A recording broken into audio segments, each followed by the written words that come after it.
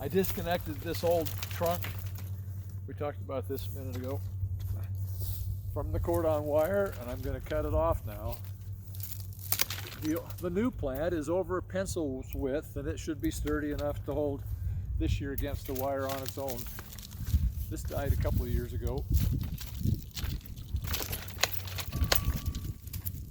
That's pretty woody.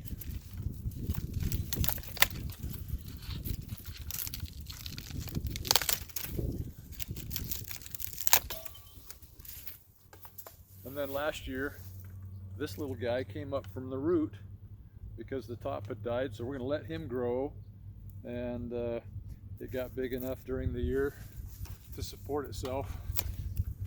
So we will now tie this to the cordon wire and have ourselves a new plant.